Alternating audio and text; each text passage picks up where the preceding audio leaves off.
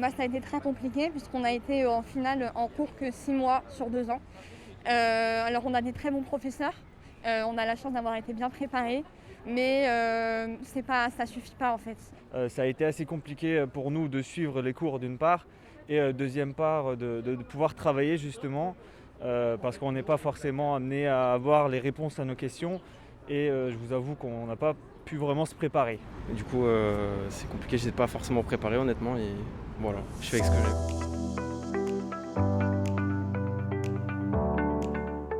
C'est pas que je voulais le passer en contrôle continu, mais en vue des mesures sanitaires et puis de la situation actuelle, c'est ce qui était le plus adapté. Oui, parce que j'estime qu'on n'a pas été préparé assez. Enfin, on a été plus en distanciel finalement que les BTS de l'année dernière et que c'est pas, je trouve pas ça juste aujourd'hui de nous faire passer comme ça dans ces conditions-là qui sont pas les bonnes en fait.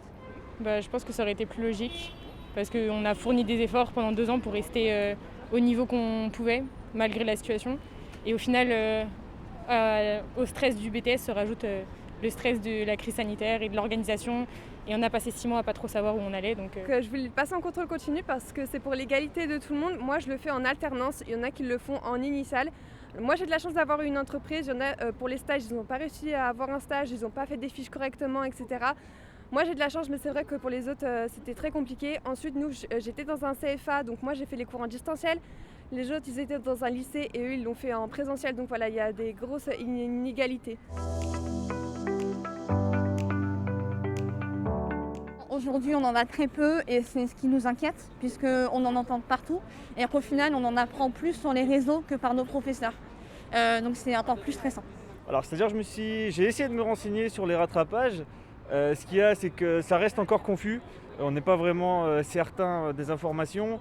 Est-ce que ça sera uniquement les oraux ? Est-ce que ça va être uniquement ceux qui ont été malades, qui ont eu le Covid ou ce type de personnes ?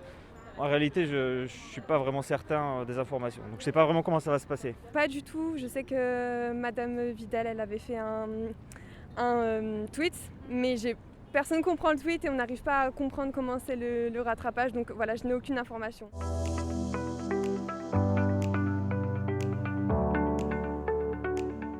J'espère avoir mon BTS pour pouvoir faire mon bachelor l'année prochaine. Je pense que je vais travailler parce que les 2 dernières années c'était trop compliqué niveau études, du coup ça sert à rien de continuer je trouve. Comme beaucoup je pense, on arrête les études parce que les 2 ans ont épuisé tout ce qu'on avait comme ressources alors qu'on aurait aimé continuer l'année prochaine mais trop peur de refaire une année en visio, donc on arrête.